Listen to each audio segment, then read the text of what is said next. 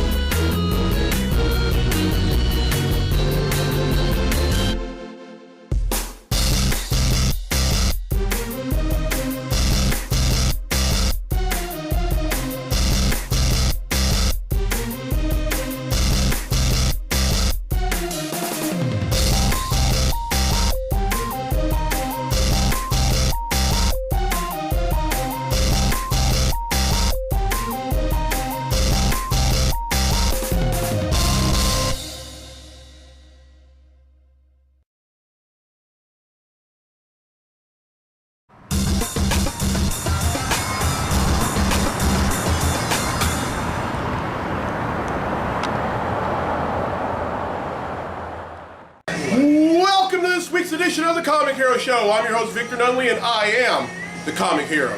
We're here at Clint's Comics in Monroe, Louisiana. This is episode 64, and I'm so pumped about doing this episode. And we have a very special guest with us here. Clint's girlfriend is actually joining us. So if you if you have any questions, ask me during any questions segment. I'm going to give you the opportunity to do so. So, with that being said, any questions?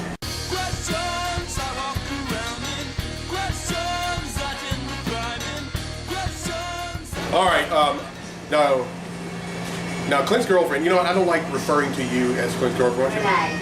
Now, Renee, Clint's girlfriend, just wants to ask a question. So go ahead. How long have you been doing this video? I've been doing that business. No, it's fine. I've been doing the Comic Hero Show since Wednesday, October 2nd, 2013. It was actually an idea that two different people gave me, but not at the same time. And I thought it was a little excessive. I didn't really want to fool with it. But then one day, I was done with classes at ULM, and I was driving back to my apartment right after I came here. And then I thought, you know, I have nearly 7,000. Well, at that point, I had nearly 6,000 comics in my collection. So I figured, you know, why not? So yeah, since Wednesday, October 2nd, 2013. All right. Now this next question comes from Kayla Sheremy from Shreveport. She asks, "Who is your favorite Avenger and why?" Kayla, that is one of the toughest questions I've ever been had to ask, and here's why. Because to me, Avengers are just like Lay's potato chips. You can't eat just one. Well, I mean, my favorite Avenger in terms of leadership has to be Captain America, because, you know, he's not only just a superhero, he's a super soldier, and he's a natural born leader. But then, as far as, you know, tactician, you know, the smart guy, you'd probably have to say Iron Man. As far as the heavy, you know, in terms of the heavy hitters, you have Hulk and Thor. But as far as that guy that's just gonna, I don't know. I mean that awesome Black Ops tactician. You'd have to say both the Black Widow and Hawkeye. But if I had to pick one, I'd probably have to say Thor. And I'm saying that with a lot of conviction because, well, there's just something about Thor that I've always liked. I mean, I've never always read Thor. I mean, I didn't start until about 8 years ago when J. Michael Straczynski started writing. But I don't know. And even, and you know, this new Thor, this female Thor. Oh, by the way, which I'm going to talk about in the next segment. And I'm not going to pull your chains. I'm not going to yank on anybody's chains like I did last week's episode in the comic books about this week's segment. I'm just going to go ahead and tell you who the new, who this new female Thor is. Okay, but the next question comes. One thing. Okay, yeah, go ahead, Clint. My favorite is Scarlet Witch. I really like her, and I like that giant man, and her boyfriend, and her husband, whoever it is. Even though he likes to dress sometimes. Oh, wait a minute, Clint. You mean no, Ant-Man and Scarlet Witch? No, you're thinking. No, I'm talking about Giant-Man, or whatever his name is. Pym. Yeah. It's Pym. Yeah, Hank Pym. Yeah. Yeah, but you have to remember though, Ant-Man was married to Wasp. Okay. Janet Van Dyne. Oh, that's right. Was the Wasp. No, I like the Wasp. That's what I like. Okay, yeah. and then I don't know if the Wasp is going to be part of the Marvel, this new Marvel universe that they're. You know what they need to put? They need to put her in the next Avengers movie, Avengers Civil. Wait a minute, no, that's Infinity War. Infinity War comes out in 2018. I mean, come on, they're already coming out with an Ant-Man movie, so why not? Okay, this next question comes from Mark Alba, who I was in band with at ULM. He says, "Hey Victor, have you played through the Injustice story mode? It's pretty good. If you have, what are your thoughts?" Well, Mark, I'm trying to get into I'm trying to get back into gaming. I mean, I've been so out of touch for years, and I've heard some awesome things about this Injustice video game, as well as the comic series where the game got its start from. And you know, one thing about me, I'm not closed-minded to much. I mean, you know, I'm not really closed-minded. So anything to me, anything that's awesome is worth trying. Okay, now I have one more question. It's from Jake Young from Springfield, Missouri, who I also went to college with at Louisiana Tech. And he asked, how does DC versus Marvel work? Do you just want who would win in a fight scenario? Well, yeah, definitely, because that's normally how it works. I'll put one DC character against a Marvel character, and it doesn't necessarily matter whether it's a hero versus villain, or hero versus hero, or villain versus villain, as long as it's DC versus Marvel. And which, now that I'm thinking about it, I have a request for DC versus Marvel. As soon as I can find it. It's from Brian Ferguson. To tell you, Brian Ferguson, okay, first off, during football season, LSU head coach Les Miles has his own radio show, which is hosted by LSU play-by-play announcer Jim Hawthorne. And during the Q&A segment, there's this guy that asks a question every week. We don't know his real name, but Jim Hawthorne refers to him as the evil twin. And so, that being said, Brian Ferguson is my evil twin, because he's a faithful viewer of the show, and he watches every week. And I'm trying, and bear with me, folks. I'm trying to find it. Oh, here it is. All right. Oh, by the way, that's it for the Any Questions segment. If you have any questions you want to ask, any at all, there's the contact information down there. And I want to thank Kayla and Mark for their questions, and Kayla, Mark, and Jake, and just keep them coming, folks. I really appreciate it. All right, now coming up, Brian Ferguson requests for the Anti-Monitor versus Sentinels to do battle in a segment I like to call DC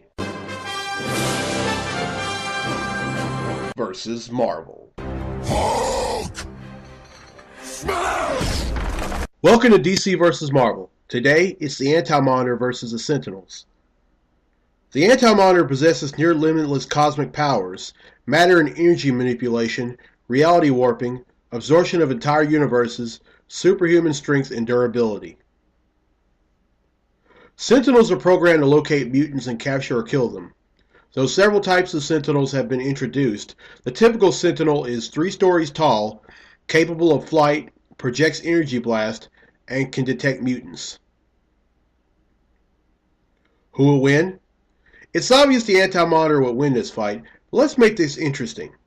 Let's put the Anti-Monitor up against every version of the Sentinel known to man. They would all charge the Anti-Monitor at full force, but all get turned into various breeds of cats and dogs while doing so. Anti-Monitor wins. That concludes this DC vs. Marvel fight.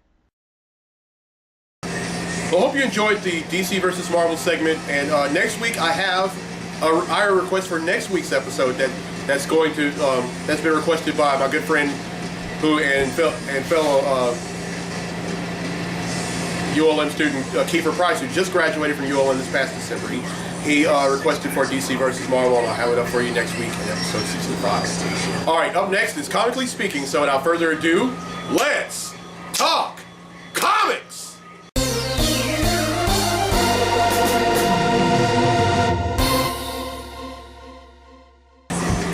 All right, now as promised, I am going to reveal to y'all who the new female Thor is. Now, in last week's episode of the Comic Hero Show, in the comic books I bought this week, I kind of yanked your chain, kind of made you think that I had technical difficulties.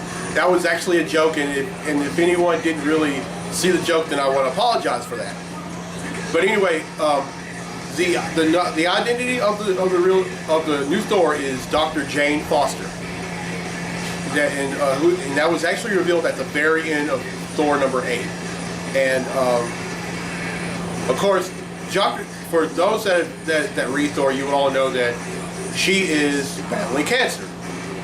Well, now, but now she is but now she is the new Thor. And also, not Justice, but Convergence. Now the new 52 is getting involved, and now it's kind of like the lines are kind of crossing the sand between like some of the characters that in all the different universes of the new 52, and some of the good people, want to fight this Deimos, and then some of the bad people like the Kingdom Come Superman, they're fighting alongside Deimos. The new 52 are the new 52 characters are trying to get into the fray, but I can't wait until they do, because it's going to be on. I tell you, it's going to be on like Donkey Kong. And also in Secret Wars, we find out that a lot of things have been altered. I mean, it's pretty much, Doom is pretty much taken over. It's Doom-tatorship, as I like to call it. And then we find out that some of the members of the Cabal and the Reed Richards from the Ultimate Marvel Universe, and pretty much, some of the folks under Doom's regime ended up breaking into their spaceship that crash landed, and Thanos and some of the other members of the Cabal pretty much beat him up. Either beat him up or killed him. And I can't wait to read number 3, because I tell you, I started having my doubts while I was reading number 2, but now that the longer I read it, the more it started really making sense. So I'll let y'all know what happens in next week's episode when I cover Secret Wars number 3. All right, that's it for Comically Speaking. Now then, let's get to the comics I bought this week. Comic books I bought this week. All right, I'm running a little short on time, so I'm just going to reveal the books that that I'm buying and not get a brief description of them like I usually do. All right, first up is Guardians of the Galaxy number 27. Convergence number 7. No problem. Convergence, the Green Lantern Corps number 2. Avengers World number 21.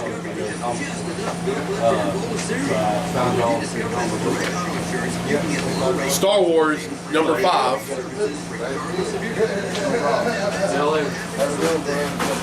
Spider-Verse number 1. And I'm so excited about reading this book here. A-Force number 1. This is the I know I said I was running a little short on time, but I just got to go ahead and tell y'all about this. This is a this is the Avengers, the female. This is the Avengers team that has nothing but female Marvel characters on it. And you know, one thing about me, I'm an equal opportunist in terms of superheroes. So yeah. All right, that's 7 I bought, which brings the total number of comics I bought since December of 1997 to 6,813.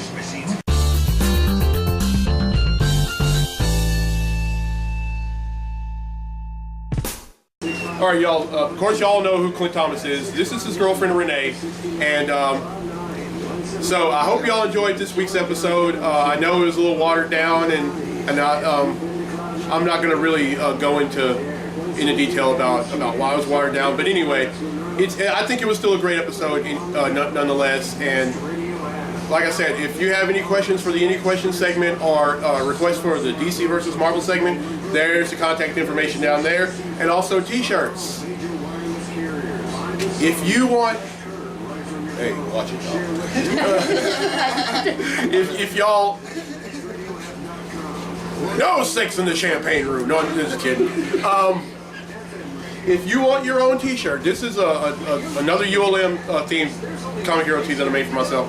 But if you want your own t-shirt, if you want your own own design, own color, or anything like that, just let me know. Adult shirts are $12 and children's shirts are $7. But if you want to supply this shirt to me, adults it's 10 and the blank tee, and then for children it's 5 and the blank tee. And I made one for Clint. I don't know if Renee wants one or not, but if she does, I will gladly make her one. All right, there you have it. Okay. But she's gonna get one. Anyway, I hope you all enjoyed this episode, and if you're watching this, and this is the first time watching it, you may want to watch earlier episodes. But you know what? On second thought, forget that. You can watch any episode of the Comic Hero Show you want, and the only reason for that is because once I post a link on Facebook, I never take it off, and once I upload an episode on YouTube, I never take it off. So there. All right, I'm Victor Nunley. I'm the Comic Hero. That's Clint. That's Renee. We'll see you next week right here at Clint's Comics. Till then, be safe, be blessed, be a hero. Yay! Thanks, Victor. All right.